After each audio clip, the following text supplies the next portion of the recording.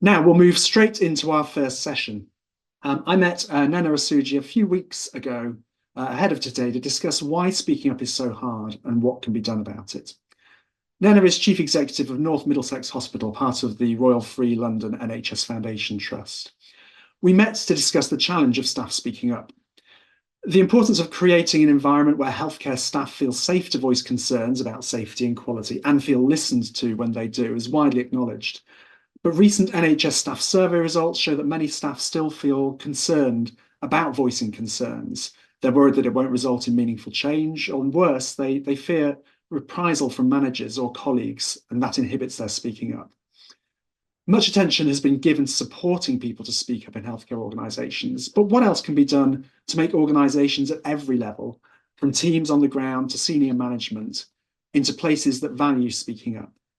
And how can we ensure that after concerns have been voiced, organisations have the right systems and processes in place to secure an appropriate response? After the recording, Nnenna and I will join you live to answer your questions. Please do put any questions you have into the question function, and don't forget to introduce yourself. Enjoy the session. Let's get started. So Nnenna, thank you so much for coming to see us at this institute to talk about this really important issue of staff speaking up. I'd like to ask what I suppose might be a slightly personal question to start with, but I wonder if you have any experiences of speaking up about concerns or ideas and how that went for you.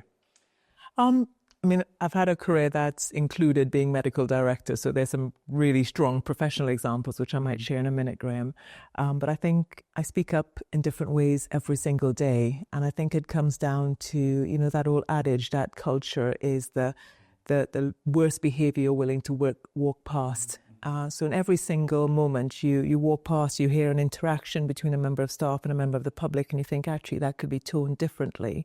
It's choosing to speak up in the moment and having that conversation. Or seeing someone who is, I think a really good example, not necessarily in healthcare, on the railway platform recently, where the railway assistant was being abused by this man using all sorts of expletives. And I think the times right now are quite febrile for a number of reasons. And being able to choose to go and speak up and say, well, how are you today? How was your evening? The poor man thought I was coming to add to the abuse, I think, but it was just to deflect a little bit. So I think they're examples of simple ways that are important ways to speak up and speak into situations. As a medical director, I always reminded myself of Harold Shipman, and I think that stayed with me for a very long time. And the responsibility and privilege of choosing to do something in the moment, even if it were difficult, easy. So something needed to be done, but doing it was uncomfortable or raised a number of issues. But the knowledge that not doing that at that moment, 10 years on, could have consequences, something that has always weighed heavily on me. So I remember some of my medical director decisions around speaking up when things were difficult. That also probably would fit into that example.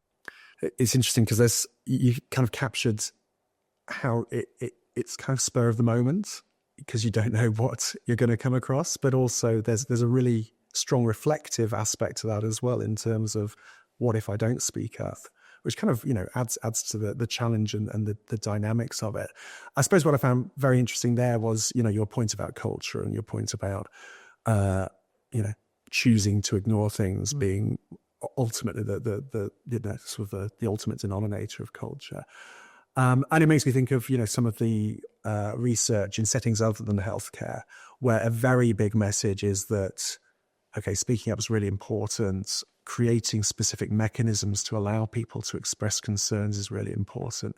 But so too is normalizing speaking up and always taking it off the pedestal. And there's some interesting research from other settings which, suggests that you can do too much to elevate speaking up, to make it special, to make it exceptional, and to overemphasize almost the risk attached to it. And that can undermine those efforts to routinize it. No, I agree with that. And if I think about where I work now and what we do and what we say around speaking up, so we start from the moment you land in the organization at our induction. I have a conversation with new starters, and it's very much along the lines of Matthew Said's black box thinking. And the example he gives around the X-ray that was inverted and the wrong kidney being removed and the consequence, and recognizing that it may not have been, filling in a datex or raising it with the freedom to speak up or raising it with the network or going to the medical director. It's something about the moment and the safety one feels to be able to raise it, or the knowledge that not raising it has consequence, that I want people to take away from that interaction. And then just through the organisation, it's how you make it simple. So we do need to have systems. We absolutely must have systems. They allow us to structure how we do it. They allow us to measure how often we're doing it, and they allow us to respond and measure the impact of anyone raising a concern. So I am a fan of systems, but they shouldn't be laborious. They shouldn't be bureaucratic. So even where we have datex and everyone has a different incident reporting system, but whatever it is, how do we make the form short enough that it doesn't take you forever? Because you see something, you want to report it in real time. You want it to not take a lot of effort. We know that people feel scared still about raising things. So how do we take that element out, and how do we allow people to report anonymously? I think those are all different elements of speaking up. And then also, how do we make sure it's not just in the report or in the system? So at our organisation, between 9 and 10, the entire executive team is either huddled, listening to the safety thermometer of the organisation, and then we go and we gemba. So we go and see people, and it's not a formal thing. It's not prearranged. We think about where we want to go depending on what's happened in the organisation. But you pick up so many things from just those informal conversations, shoulder to shoulder with staff. And I think those are all different ways of just trying to normalise it as far as possible. Yeah. What's the typical reaction then when people see you and your colleagues coming to visit on a... They are accustomed now, I have to say. They were initially with, oh, Nnenna's here. What's going on? Absolutely. But when I chose to do it in the middle of the night, that was a real, an eye-opener. But they've normalised it now. Yeah, very good. It's been 10 years since the Freedom to Speak Up review that Robert Francis published after the disasters at Morecambe Bay in mid-Staffordshire. I think if you look at the NHS staff survey statistics that relate to, how confident people feel about speaking up, whether they think they're going to be admonished for it or rewarded for it or ignored, those statistics seems to improve for a while. They kind of plateaued around COVID times for perhaps obvious reasons, and they've not really recovered since then. What's your take on where we're at in terms of speaking up across the whole system right now? Varied, I think, would be my answer to that. I think, like you, when we put the systems in, we saw that people were reporting through the systems. We could see the numbers. We all take comfort. The message around it is better to have more reporting than less reporting, as opposed to what was historical, whereas the more you reported, people started thinking there was a problem. And actually, we're really keen on the more you report, the better it is for the culture of the organisation. So I think those measures have improved, but they have plateaued. And I think the question we have to ask ourselves is why? And I think that answer may vary depending on where you are. Maybe a certain amount of reporting fatigue. Maybe still a lot of fear of reprisal. Work for us to do. So I think lots of things. If you raise an incident and it involves your colleague having a bad day or making an accident, because we're all human, there's that fear that you are not necessarily being part of the team. I think that still exists. I think the other element of fear is you raise a concern and nothing happens. And I think that's the more sober element of fear. And one of the things as leaders we need to do better. And I think just moving forward into the space of why is it so varied, I think there's also an element of diversity and difference. And we need to be aware that there are different cultural elements in terms of speaking up. And we have to have those honest conversations around how do we make sure everyone feels comfortable to speak up and sees speaking up as something that is both natural and beneficial. So again, one of the things we do in the organisation, we aspire to never have never events, of course, and we would love to have always events. But if we have a never event, we make it a habit of saying thank you. Thank you for raising this, and this is what you have prevented for the future. Thankfully, where there's no harm, you can still say this could have been the situation, but for your efforts. And we make a huge deal out of saying thank you when you report something. really interesting to hear your reflections on those reasons for not speaking up. Another thing that strikes me, I'd love to hear whether this kind of has resonates for you. But I always wonder if there's something about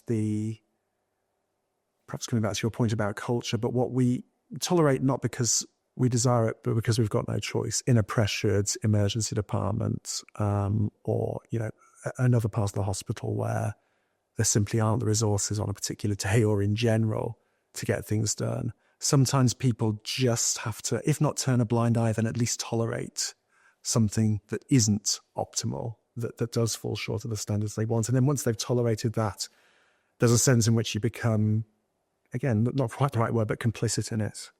So, and there's something about that drift really that perhaps makes it harder for people to say, well, this is a line in the sand that I've got to draw this time round, particularly when, as you say, you're working closely with colleagues, and generally speaking, none of them are trying to do a bad job of things, but everyone is trying to make a good job in optimal circumstances. And to me, it feels like that can be a real, if not explicit deterrent to speaking up, then something that just makes it, again, harder to know what warrants speaking up rather than what warrants, let's just get on with it and I hope we get through.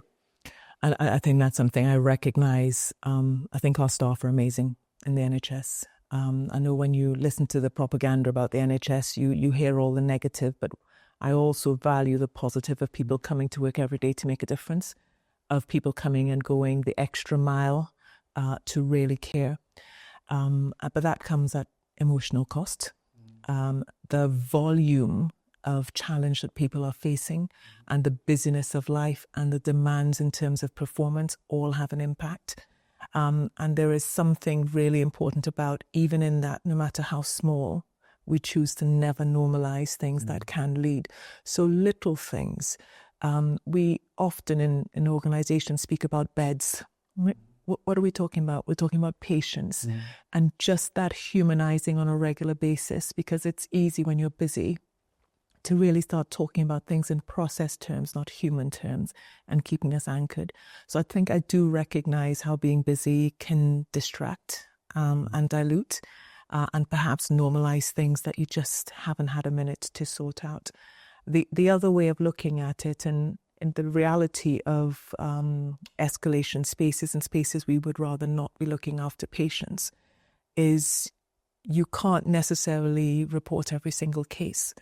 But let's not forget the opportunity to report we've had this number over a period of time. So there's a message that says, I recognize that you're too busy to do every single incident, but I don't want us to forget that this is not normal and this is still an incident. So we still need to do it, and it's still really important. Absolutely. Yeah, that's very interesting. I think there's certainly something in that, constant reminding, constant rehumanization of it almost, because it is so very easy to fall into, the language of systems and processes, and that has its place, but I can see it's counterproductive as well. It might be a related question, but there have obviously been, besides Morecambe Bay and Mid Staffordshire that we've already mentioned, there have been other organisations that have fallen short in various ways, and where it turns out that not necessarily a failure to speak up, but certainly a failure to listen have been implicated in that drift. Really difficult for you to comment, I'm sure, but do you have a sense of what it is that leads to an organisation ending up in that kind of situation where somehow people at a senior level, but perhaps throughout the organisation, are somehow unable to take heed of these messages that in hindsight turn out to have been really clear? So I would always say it could happen anywhere, and not always with malignant intent. So that pressure of being busy and performance focused or finance focused or report focused can sometimes take away from the humanity of the things that we're there to do. I think that applies just as much to leaders as it does to our staff. I always think Bill Kirkup, I always remember the expression he used, signal to noise. And that's really important. There's a tendency for us to generate so much information that we sometimes really lose the meaning behind what we're looking at. So I think that element also has to be looked at. One of the reasons why we use Gemba, I spoke about the executive Gemba. At a point, we also had the non-executive Gemba, because you get a report to the board, and often it's sanitized is perhaps too strong a word, but it's written in a way that's neutral. And I think sometimes that takes away from the actual essence of it. And so we would encourage our NEDs to go and test the reports by actually going and seeing the services. And that element of just making sure that connection, that level of sight from board to floor just remained active, I think is hugely important. What do they see that the executives don't see? And vice versa. I think they test. So I've heard this. Can you show me that it actually works in practice? Can I hear what it feels like? Are there any unintended consequences?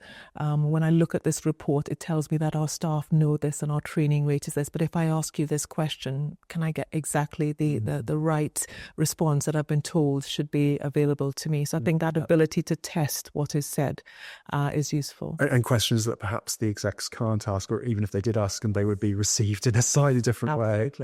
Yeah, that's really interesting. Thank you. There's a lot of change happening in the NHS right now in all sorts of ways, maybe for better, maybe for worse. I suppose one of the things that is currently in progress is around the sort of the national infrastructure in relation to patient safety in general, speaking up in particular. So with this proposed rationalisation of various national agencies, what I suppose challenges might that pose, and what opportunities might it pose for someone who's trying to lead an NHS organisation and maximise its ability to listen and staff's willingness to speak up?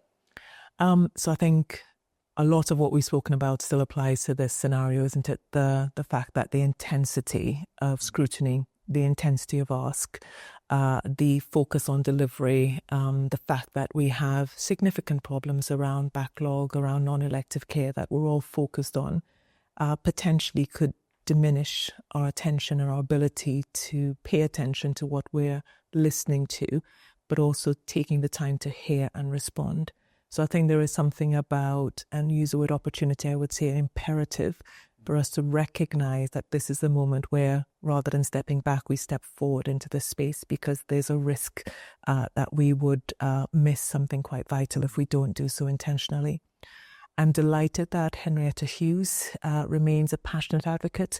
So I think the second element for me is that ambassadorship, that making sure that that voice that calls for patient safety is one that remains loud, and that one that we as leaders are all contributing to. So how we maintain and amplify the voice for patient safety.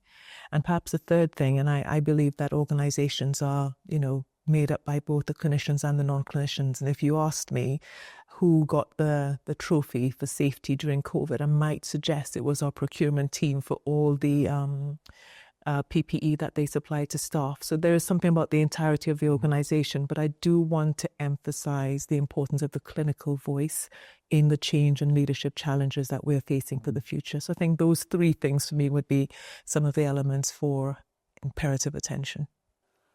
So clearly speaking up is really important for preserving patient safety in all sorts of ways that you've mentioned. Again, another big thing from the speaking up literature broadly, not just in healthcare, is about how it can produce some really positive ideas for improvements. Perhaps when things aren't obviously going wrong, but there's always room for improvement. Is that something that you try to do in your organisation as well? Promote positive speaking up, let's call it, as well as speaking up to prevent harm. Yeah, and I suppose a lot of our discussion on speaking up is patient-focused. And I would always say that, happy staff, happy, safer patients. And so one of the things particularly delighted of in our organisation is speaking up about things that impact staff. When I started 4.5 years ago, my then 14-year-old daughter helped me design a card that's called Pebble in Your Shoe. And it's a recognition that, as always, it's not the hill we climb, but the pebble in our shoe that really drains us. And it's been amazing. So we sent it out by card, by QR code on the website, and we've had a lot of feedback. Now, some of the things are not pebbles. They are boulders. They are rocks. They're things we can't always fix, but we have those honest conversations. And through that, we've had some really amazing feedback. And I think just we report to our organisation, you raise this pebble, here's what we've done about it. Or, to be honest, this isn't a pebble, this needs to be dealt with in a different way. Yeah, but we still hear you.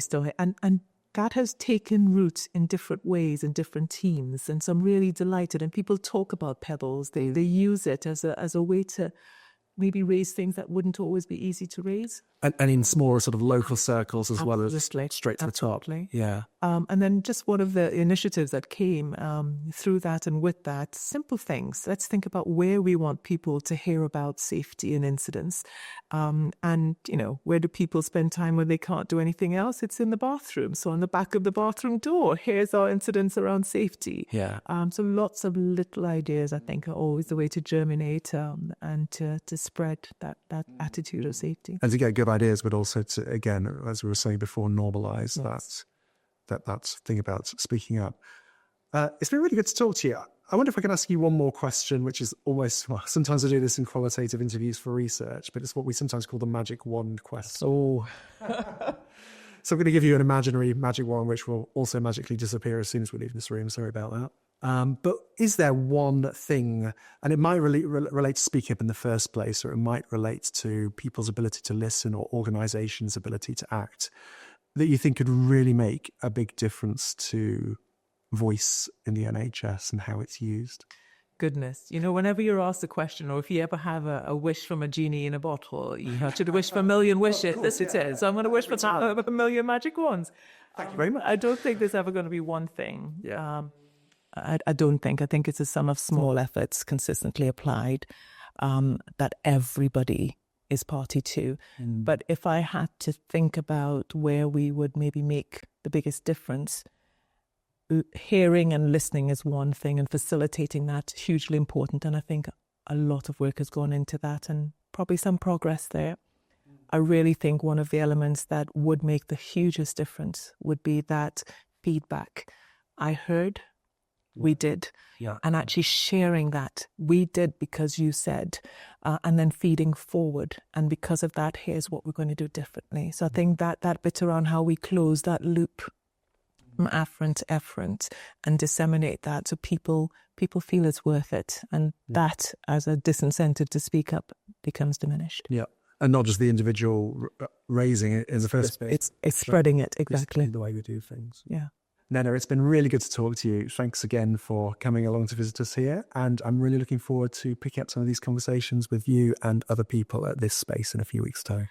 Always good to be here, Graham. Thanks a lot, and look forward to those other conversations. Indeed, and another magic one.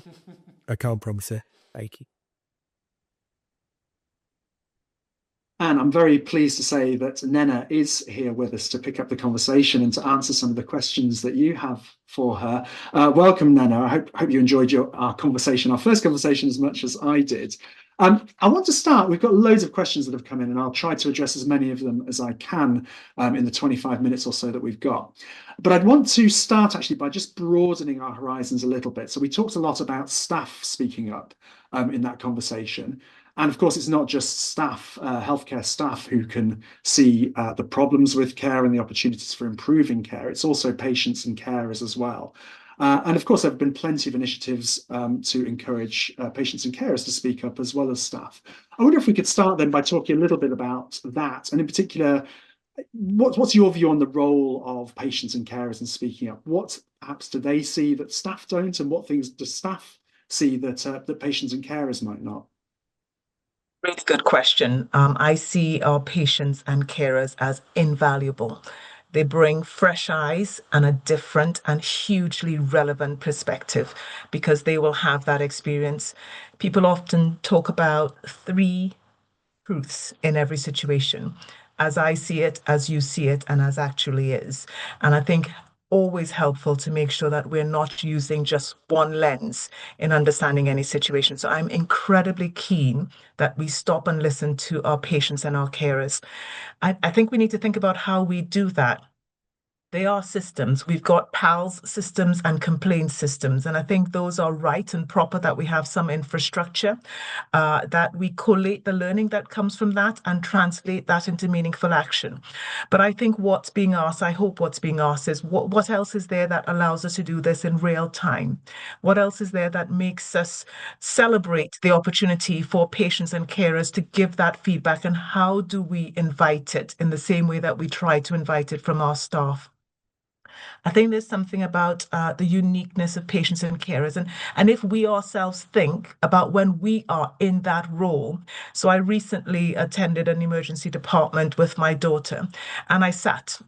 And I was just a mother for the day, but it was an important perspective to remind me of what it feels like from a different side of the conversation, and really just all those important opportunities that could be marshaled.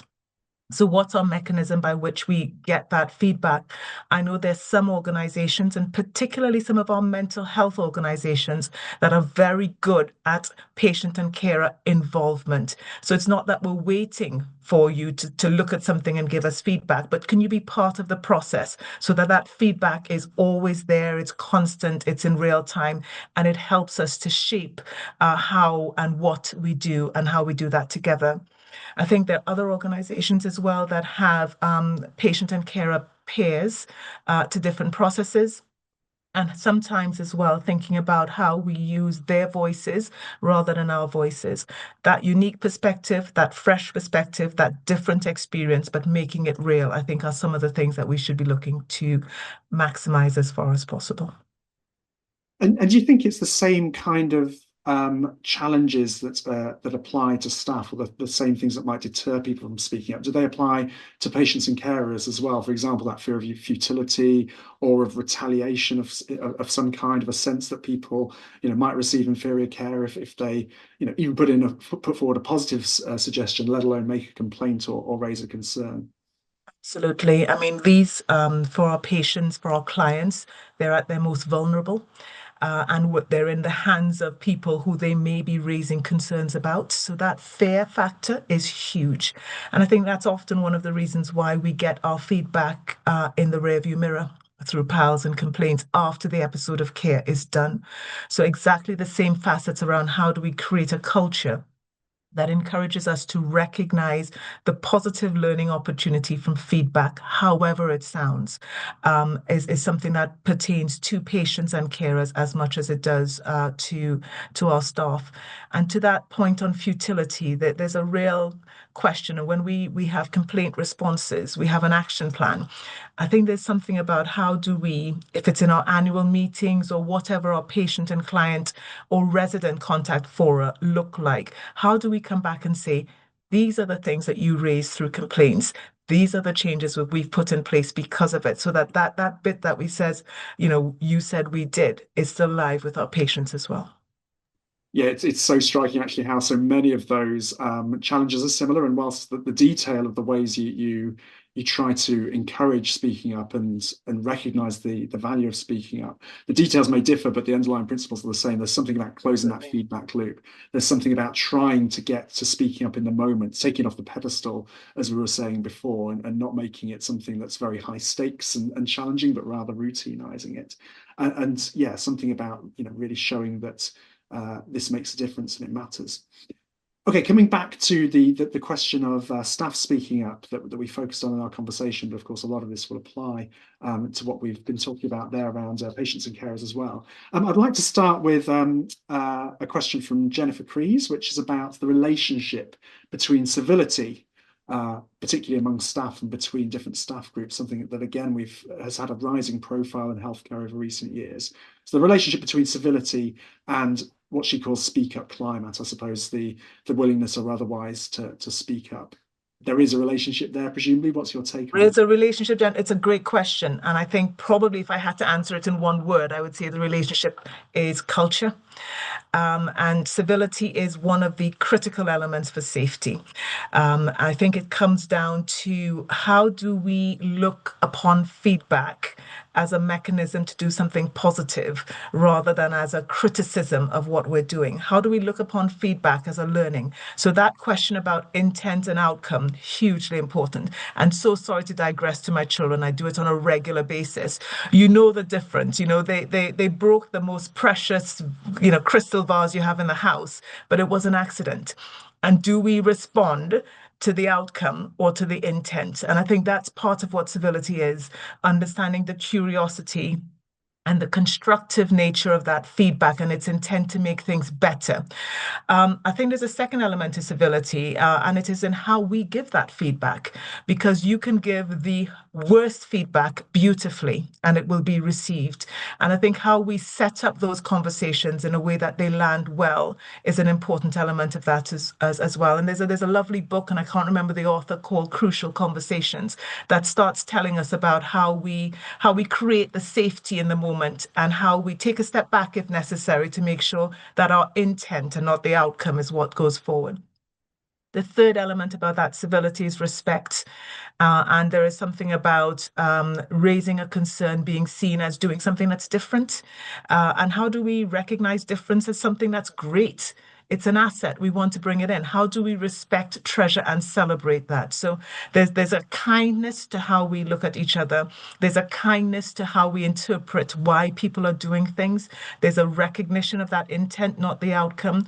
There's a culture of respect, and there's a want for us to look at things in a learning space. I think that all comes into that culture that both civility and freedom to speak up embody.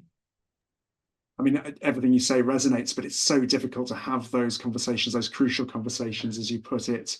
It's not easily done. It takes bravery, it takes courage, and it takes such delicacy. And there's so much fear of getting it wrong. I think this applies both ways. It's, when the feedback comes back to people who've spoken up or to people who are otherwise involved in it. Do you have any sort of top tips about how you try to broach those conversations to ensure that even, unwelcome feedback is received in the spirit in which it's intended?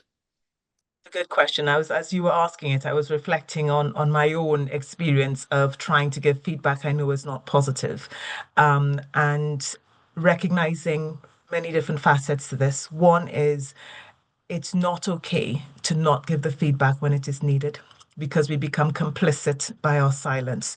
And many years ago, as a medical director, was one of the things I promised myself: I would not be silent in the moment and therefore be indicted 10 years hence when something happens because of something we could change. So I just want to recognize, as difficult as it is, it's also hugely important.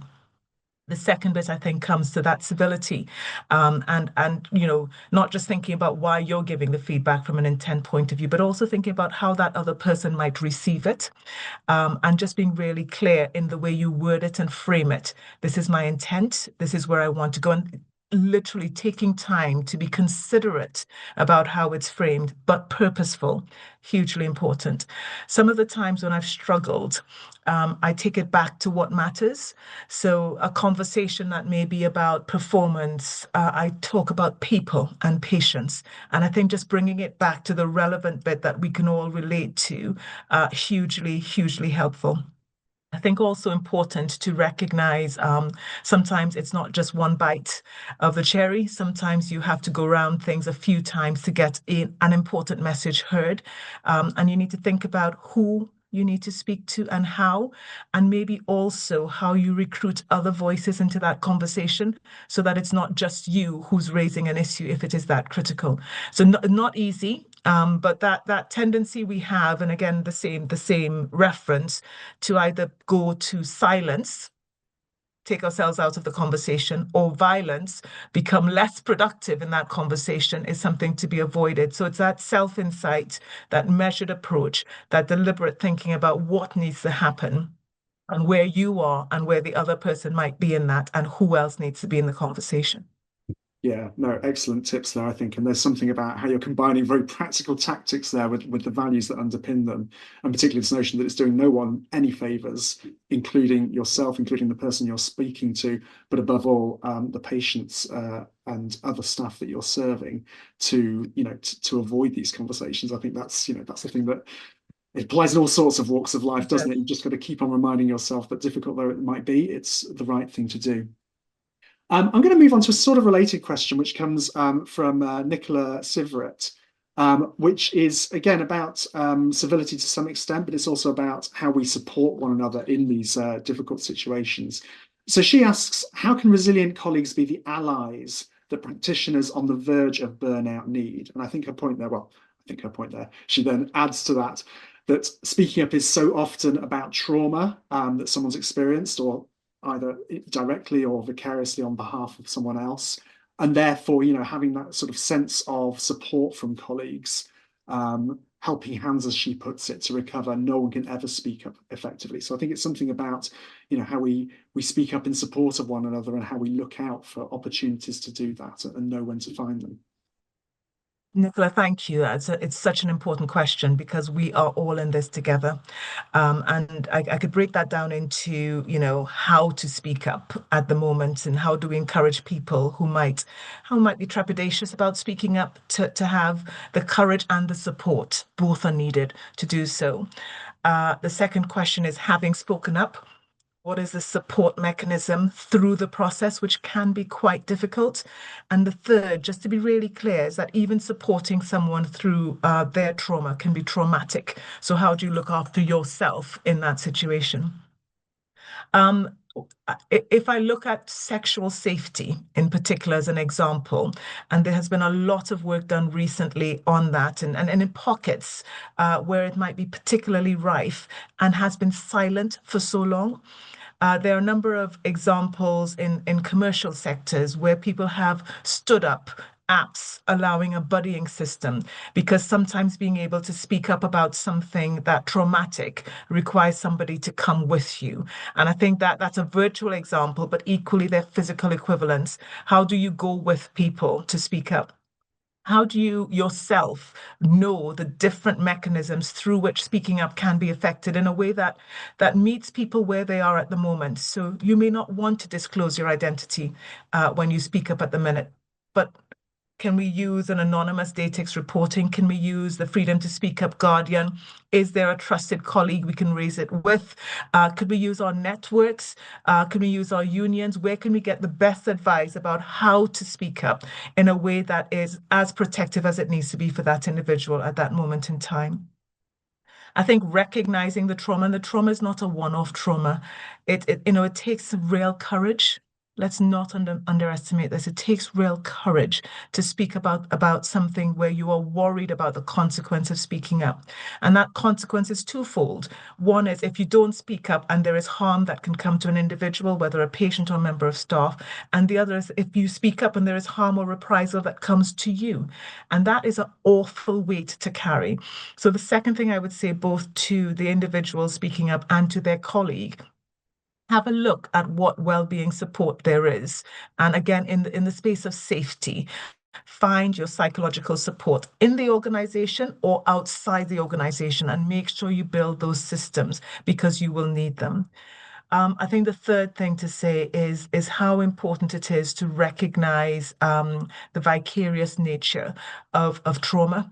And recognize that how we work, not just as individuals, but as teams, is going to be hugely important in this space. And just to pick up, Nicola, on that burnout, because I think there's a real sense it's not just a symptom anymore, it's almost systematic burnout that we're seeing. And we don't want people to be so inured that they fail to speak up or they normalize things that we know to be not correct. So how do we as leaders keep having those conversations? And I had a conversation quite recently that said, I can understand fatigue. I can understand compassion fatigue. It afflicts people, particularly in intense environments, but we need to be wary of it. How do we use the feedback we get from patients and complaints to help make sure that we do not normalize things that can't be, that shouldn't be normalized? But I think that bit around how we also support each other, how we choose not to be passive bystanders, but actually stand up into a situation to support where possible. And sometimes you may be the voice that another person cannot use at a moment in time.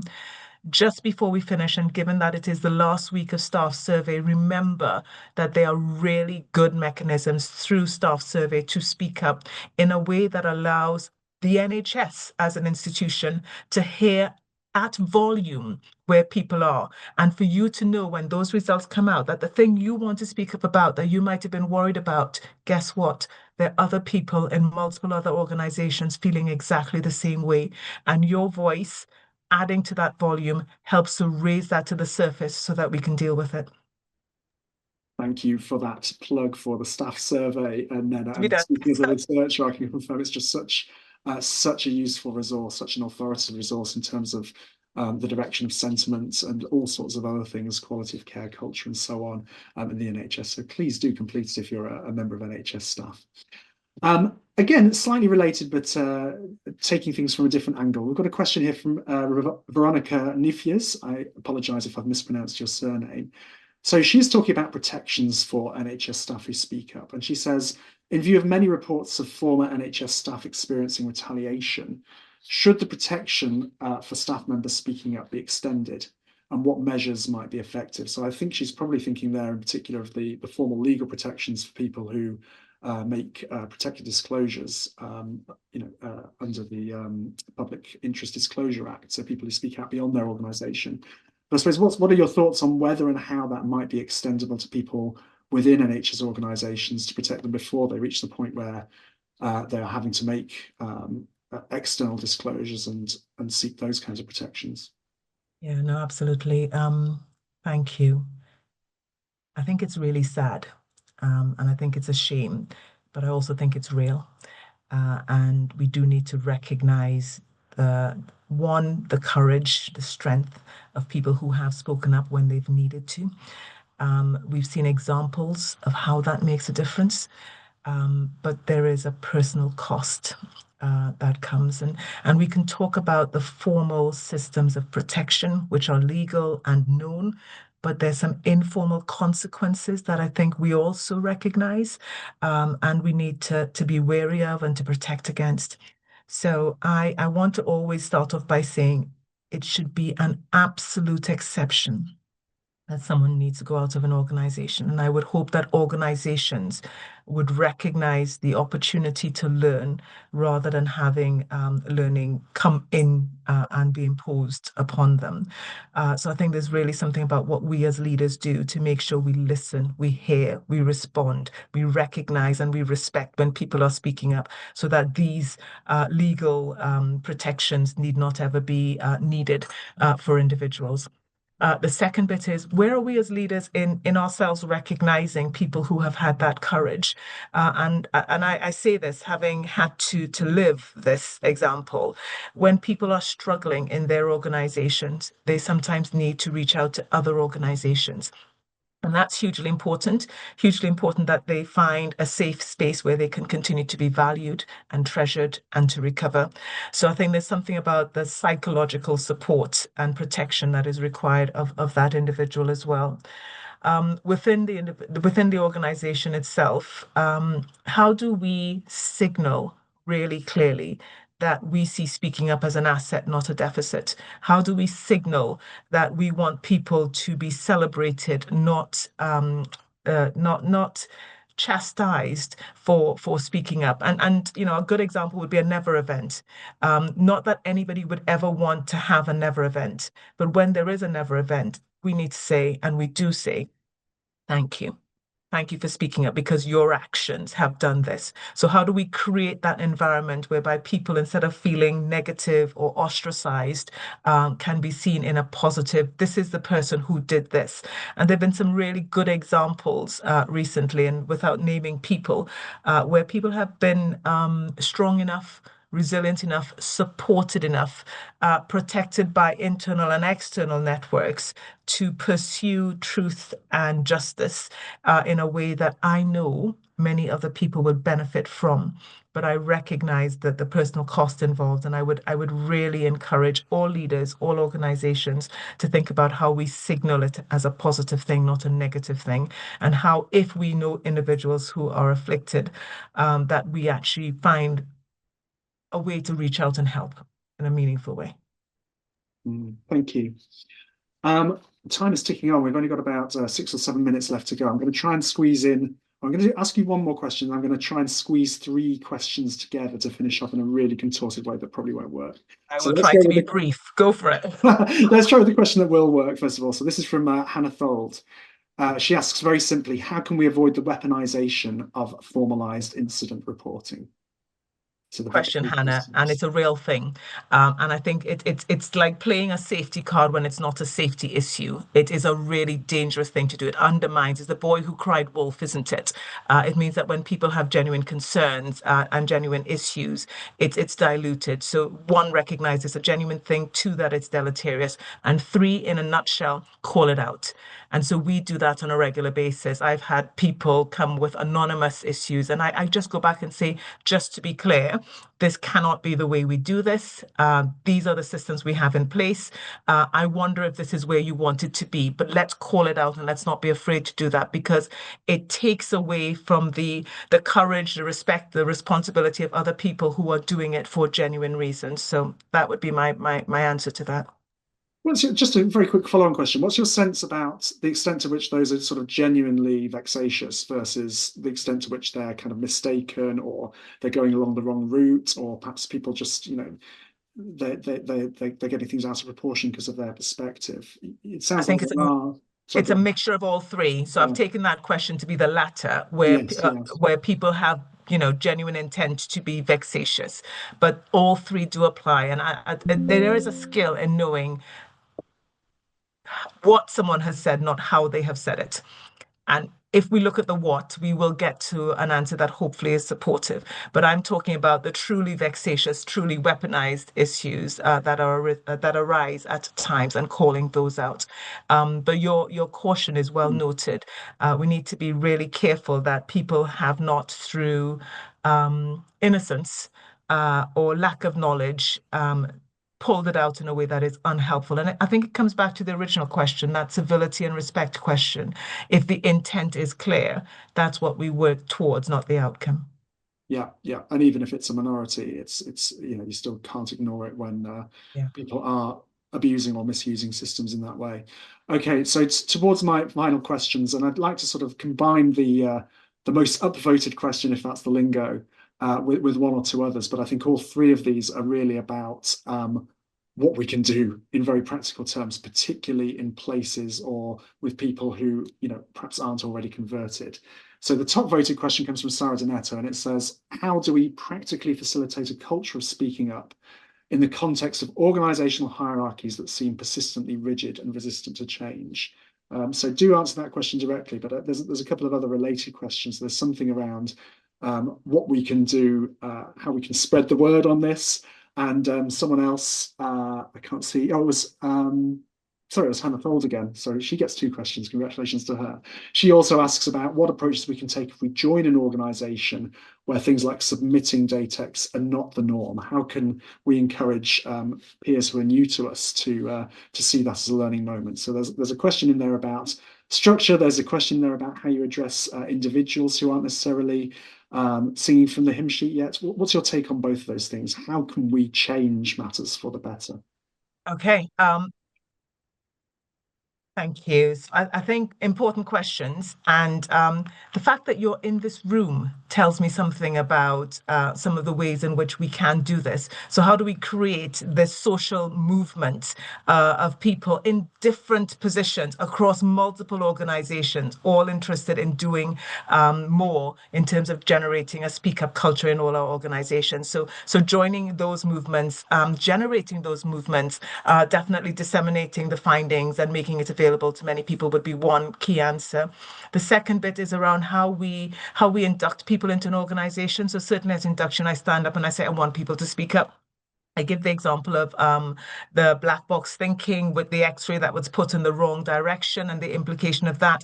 And I just remind people of how valuable it is and how much it means to us and how much safety they generate by speaking up.